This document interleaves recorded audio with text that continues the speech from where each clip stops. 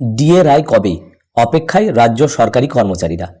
কেন্দ্রীয় হারে মহার্ঘ ভাতা রাজ্য সরকারি কর্মীরা কি আদৌ পাবেন?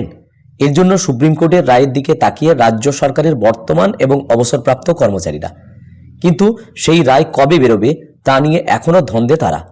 এই মামলায় শীর্ষ আদালতের বিচারপতি সঞ্জয় করল এবং বিচারপতি পি.কে. মিশ্রর বেঞ্চে শুনানি শেষ হয়েছে গত 8ই সেপ্টেম্বর। ওই দিন আদালত নির্দেশ দিয়েছিল দ্রুত সব পক্ষকে তাদের কাউন্টার হলফনামা জমা দিতে হবে। দেশের সর্বোচ্চ আদালতের নির্দেশ মেনেই এই হলফনামা এবং অন্যান্য নথি জমা দেওয়ার কাজ সেরে ফেলেছে সব পক্ষ। এরপরেই কেটে গেছে প্রায় 3 মাস। এখনও ডিএ মামলার রায়দান করা হয়নি।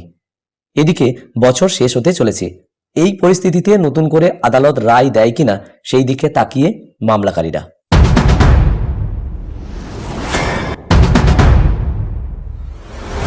কনফেডারেশন অফ স্টেট গভর্নমেন্ট এমপ্লয়িজের পক্ষ থেকে বলা হয়েছে যে শীর্ষ আদালতের তরফে যে দ্রুততার সঙ্গে শুনানি করা হয়েছে, যেভাবে বিচারপতিরা একের পর এক প্রশ্ন তুলেছেন রাজ্য সরকারের মনোভাবকে কাঠগড়ায় তুলে, তারপরেও এতদিন কেন ডিএ মামলার রায়দান হলো না তা নিয়ে আমরা বিস্মিত।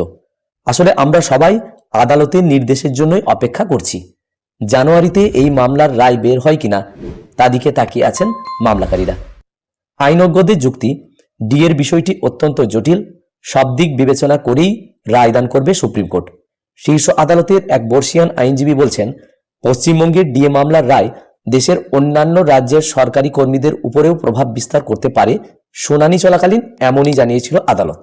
কেন্দ্রীয় সরকারের কর্মীদের একাংশ বাড়তি ডিএর দাবিতে মামলা করেছেন শীর্ষ আদালতে। সেই মামলার ক্ষেত্রেও পশ্চিমবঙ্গের ডিএ মামলার রায়ের প্রভাব পড়তে পারে। তাই সব দিক বিবেচনা করেই আদালত সিদ্ধান্ত নেবে। প্রতিবেদনটি এই সময় পত্রিকায় প্রকাশিত হয়েছে। আমি এই ভিডিওর মাধ্যমে শুধুমাত্র হুবহু শেয়ার করার চেষ্টা করলাম।